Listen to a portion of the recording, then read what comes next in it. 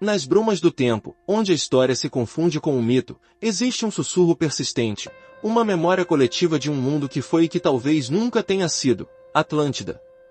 A sua história não é gravada em pedra ou argila, mas flui através dos séculos como um rio subterrâneo, emergindo nos diálogos de filósofos, nas visões de místicos e nos sonhos de exploradores que se aventuram pelos oceanos em busca de vestígios de uma grandeza perdida. É um conto que começa não com uma descoberta arqueológica, mas com a pena de um dos maiores pensadores da Grécia Antiga, Platão, cujas palavras atravessaram mais de 2 milênios para chegar até nós carregadas de mistério e fascínio. Por volta de 360 a.C., em suas obras Timeu e Critias, ele nos presenteou com a primeira e única descrição detalhada desta civilização insular, localizada para além das colunas de Hércules, o portão para o vasto e desconhecido Oceano Atlântico, onde as águas se estendem infinitamente em direção ao horizonte e onde, segundo os antigos, habitavam monstros marinhos e terras incógnitas. Platão não falava de ruínas cobertas pelo tempo, mas de uma potência viva e pulsante, uma utopia de engenharia e justiça que desafiava a imaginação de seus contemporâneos. Ele descreveu uma capital magnífica, construída em anéis concêntricos de terra e água, ligados por canais largos o suficiente para que navios de grande porte navegassem até um templo central de beleza estonteante, dedicado a Poseidon, o deus patrono da ilha e senhor dos mares. As paredes deste templo brilhavam com um metal misterioso e de valor inestimável, o oricalco, cujo brilho avermelhado só era superado pelo ouro puro, e que os arqueólogos modernos ainda tentam identificar, encontrando ocasionalmente lingotes deste material em naufrágios antigos no Mediterrâneo. Os fundadores de Atlântida, segundo o relato platônico, eram semideuses, filhos de Poseidon com uma mulher mortal chamada Cleito, e deles descendia uma linhagem de 10 reis que governava com sabedoria uma sociedade harmoniosa e próspera, dividindo o território em 10 reinos que funcionavam como uma confederação unida.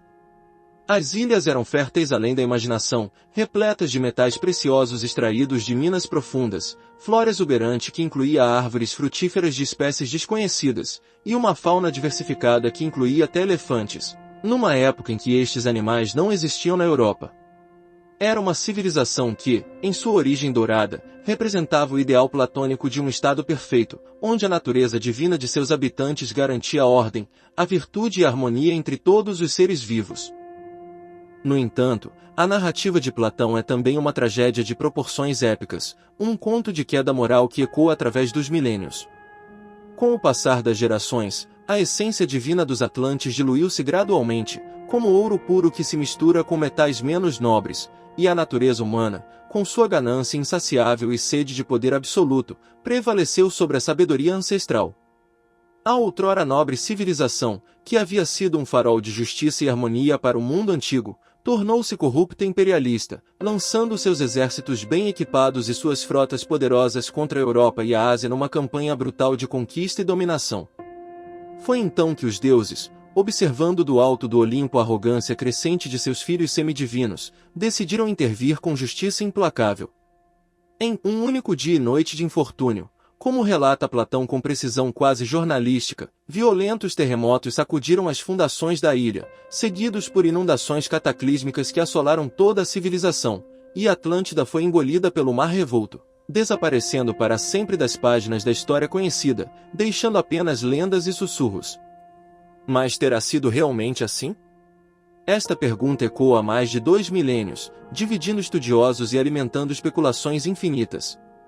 A maioria dos historiadores e arqueólogos modernos, armados com métodos científicos rigorosos, encara a história de Platão não como um registro histórico factual, mas como uma alegoria filosófica magistralmente construída, uma fábula moralista destinada a ilustrar suas teorias políticas sobre o estado ideal, a inevitável corrupção do poder absoluto e o eterno conflito entre a ordem divina e a decadência humana, usando uma Atenas pré-histórica idealizada como contraponto virtuoso arrogante.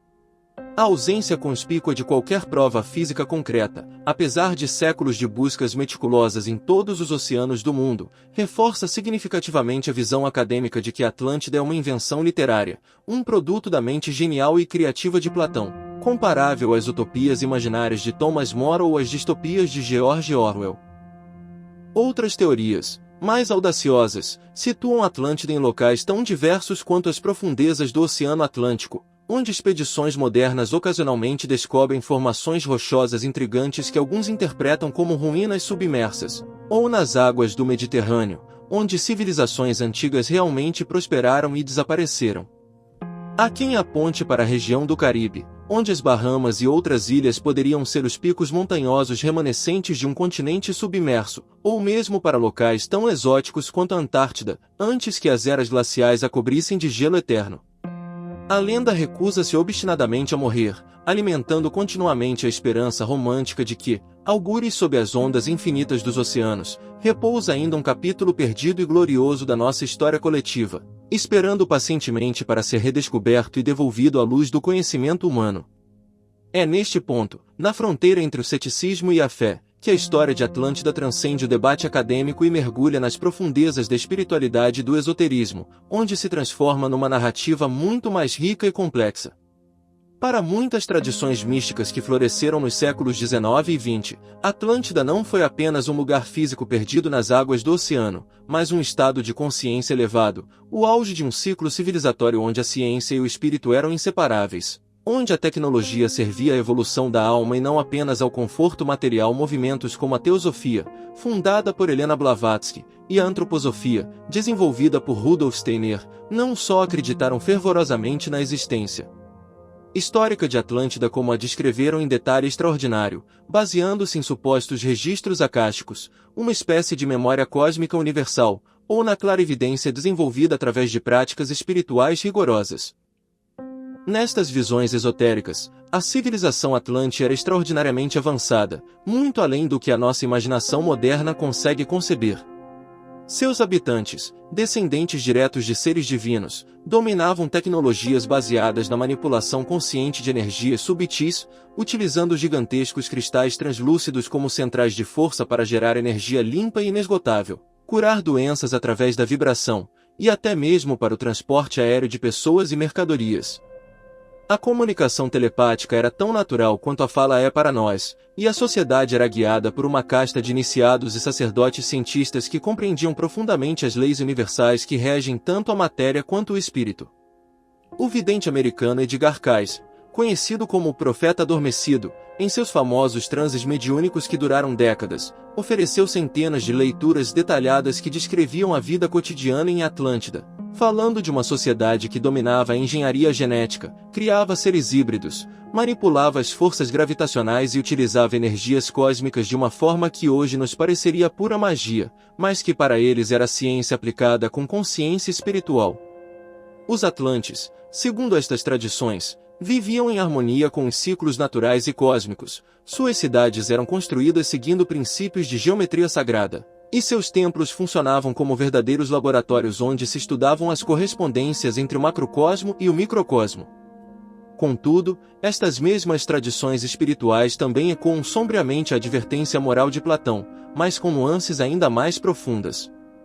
O declínio de Atlântida, nesta perspectiva esotérica, foi uma queda espiritual gradual e inexorável. Uma facção crescente de Atlantes, seduzida pelo poder que a tecnologia lhes conferia, começou a afastar-se dos princípios sagrados que haviam guiado seus antepassados, usando as tecnologias sagradas não para a elevação coletiva, mas para a dominação, o controle político e o prazer pessoal desenfreado, desequilibrando perigosamente as forças telúricas e cósmicas que sustentavam não apenas a ilha, mas toda a rede energética do planeta. A catástrofe final não teria sido apenas um desastre geológico causado por terremotos e maremotos, mas a consequência kármica inevitável da ruptura da harmonia sagrada entre o poder tecnológico e a sabedoria espiritual. Uma lição cósmica sobre os perigos de se desenvolver o conhecimento sem desenvolver simultaneamente a consciência ética.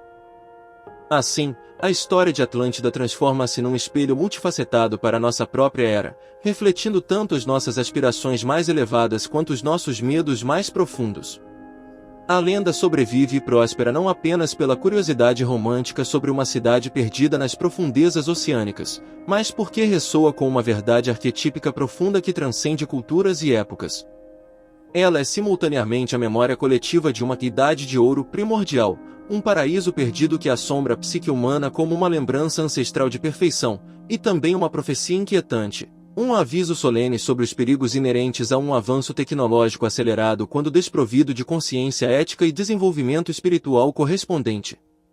Nas tradições esotéricas, acredita-se fervorosamente que fragmentos preciosos do conhecimento atlante sobreviveram à catástrofe, preservados secretamente através de linhagens iniciáticas pelos sacerdotes egípcios, pelos sábios maias, pelos druidas celtas e por outras culturas antigas que mantiveram viva a chama da sabedoria primordial, como sementes de uma ciência sagrada esquecida, esperando pacientemente para serem redescobertas e reintegradas numa nova síntese de conhecimento. Estas tradições falam de bibliotecas ocultas, de manuscritos guardados em templos subterrâneos, de ensinamentos transmitidos oralmente através de gerações de iniciados, todos preservando aspectos da tecnologia espiritual que um dia floresceu em Atlântida. A busca contemporânea por Atlântida, portanto, revela-se muito mais do que uma expedição arqueológica ou uma investigação histórica, ela torna-se uma jornada interior de autoconhecimento e transformação coletiva. Talvez a sua verdadeira reconstrução não resida em encontrar ruínas submersas no fundo do oceano, nem em desenterrar artefatos de oricalco, mas sim em reerguer, dentro de cada um de nós e em nossa civilização como um todo, o equilíbrio sagrado entre a mente analítica e o coração intuitivo, entre a ciência materialista e a sabedoria espiritual, entre o poder tecnológico e a responsabilidade ética. Nesta perspectiva, cada ser humano carrega dentro de si uma centelha da consciência atlante, uma memória celular de um tempo em que a humanidade vivia em harmonia com as leis cósmicas. Os exploradores modernos que vasculham os oceanos com sonares sofisticados, os arqueólogos que escavam sítios antigos em busca de evidências, os místicos que meditam para acessar registros acásticos, todos eles, cada um à sua maneira, participam desta busca eterna. Quer Atlântida tenha sido uma ilha real de templos dourados e canais circulares navegáveis, quer seja uma poderosa metáfora filosófica nascida da mente genial de Platão, ela permanece como um farol luminoso e uma advertência sombria para a humanidade. É um convite perpétuo para recordarmos que a maior e mais duradoura de todas as civilizações é aquela que não esquece jamais a sua conexão sagrada com o universo infinito e o espírito divino que o anima e o sustenta. A ilha física pode ter se perdido para sempre nas profundezas do mar, engolida pelas águas do tempo e do esquecimento, mas o seu eco espiritual ressoa ainda hoje, eterno e poderoso, nas marés sempre renovadas da consciência humana, chamando-nos a despertar para nossa verdadeira natureza e destino cósmico. Entre as curiosidades mais fascinantes que emergem desta narrativa multimilenar, encontramos detalhes que desafiam tanto a imaginação quanto a lógica. O oricalco, esse metal misterioso que adornava os templos atlantes, continua a intrigar pesquisadores modernos que ocasionalmente descobrem lingotes de uma liga de cobre e zinco em naufrágios antigos, sugerindo que talvez este material não fosse tão mítico quanto se pensava. As descrições de Platão sobre a engenharia hidráulica de Atlântida, com seus canais concêntricos e sistemas de irrigação sofisticados, ecoam surpreendentemente com descobertas arqueológicas de civilizações antigas que dominavam técnicas avançadas de gestão de águas, desde os jardins suspensos da Babilônia até os aquedutos romanos. Nas tradições esotéricas mais elaboradas, os atlantes não eram apenas construtores hábeis, mas mestres de uma ciência que hoje chamaríamos de tecnologia da consciência. Segundo Edgar Cayce e outros videntes, eles utilizavam cristais gigantescos, alguns do tamanho de edifícios, como amplificadores de energia psíquica, capazes de mover objetos pesados através da levitação, curar doenças através de frequências vibracionais específicas, e até mesmo comunicar-se instantaneamente através de vastas distâncias oceânicas. Estes cristais, conhecidos como pedras de fogo ou cristais Tuaue, eram supostamente programados através de rituais complexos que combinavam geometria sagrada, astronomia e estados alterados de consciência. A sociedade atlante, nestas visões expandidas, era organizada em castas baseadas não no nascimento ou na riqueza, mas no nível de desenvolvimento espiritual e capacidades psíquicas de cada indivíduo. Os governantes eram escolhidos entre aqueles que demonstravam maior harmonia entre o intelecto e a intuição, e as decisões importantes eram tomadas em conselhos onde a telepática permitia uma comunicação direta entre as mentes, eliminando mal-entendidos e manipulações. A educação das crianças começava desde o nascimento com técnicas de desenvolvimento da percepção extrasensorial, e cada cidadão era treinado para reconhecer e trabalhar com as energias subtis que permeiam toda a existência. Mas talvez o aspecto mais intrigante das tradições atlantes seja sua suposta conexão com outras dimensões da realidade. Alguns relatos falam de portais interdimensionais que os atlantes conseguiam abrir através de combinações específicas de som, luz e intenção focada, permitindo-lhes viajar não apenas através do espaço, mas também através do tempo e entre diferentes planos de existência. Esta capacidade teria sido uma das causas da sua queda, pois alguns atlantes começaram a explorar realidades onde as leis morais eram diferentes, corrompendo-se gradualmente ao contato com entidades de natureza mais densa e egoísta. A destruição final de Atlântida, segundo estas tradições expandidas, não foi apenas um cataclismo geológico, mas um evento cósmico de proporções inimagináveis. A ruptura da harmonia espiritual teria causado uma desestabilização nas próprias fundações energéticas da realidade física, criando uma reação em cadeia que afetou não apenas a ilha, mas todo o campo magnético terrestre. Alguns falam de uma guerra dos deuses travada simultaneamente em múltiplas dimensões, onde facções de seres evoluídos lutaram para impedir que as tecnologias atlantes corrompidas fossem usadas para dominar não apenas a Terra, mas outros mundos habitados. Curiosamente, muitas culturas ao redor do mundo preservaram lendas de um dilúvio universal ou de uma grande catástrofe que destruiu uma civilização anterior, desde o relato bíblico de Noé até as tradições dos povos nativos americanos sobre a destruição de mundos anteriores. Estas semelhanças sugerem que, independentemente da veracidade histórica de Atlântida, a humanidade carrega uma memória coletiva profunda de algum evento traumático que marcou a nossa evolução como espécie. Nos tempos modernos, a busca por Atlântida assumiu novas formas. Expedições oceanográficas equipadas com tecnologia de ponta vasculham o fundo dos mares, arqueólogos reexaminam sítios antigos com novos olhos, e até mesmo astronautas relatam avistamentos de estruturas submersas geometricamente perfeitas visíveis do espaço. Simultaneamente, terapeutas holísticos afirmam ajudar pessoas a recuperar memórias atlantes através de regressões hipnóticas, e grupos espirituais ao redor do mundo realizam cerimônias para reativar cristais e conhecimentos supostamente herdados daquela época dourada. A verdade sobre Atlântida pode permanecer para sempre envolta em mistério, mas a sua influência na consciência humana é inegável. Ela representa o nosso anseio mais profundo por um mundo onde a sabedoria e o poder caminhem juntos, onde a tecnologia sirva à elevação espiritual, e onde a humanidade vive em harmonia consigo mesma e com o cosmos. Seja como memória histórica, alegoria filosófica ou visão profética, Atlântida continua a sussurrar aos nossos corações a promessa de que um mundo melhor é possível, e que talvez, algum dia, possamos recriar não a ilha perdida, mas a consciência elevada que ela simboliza.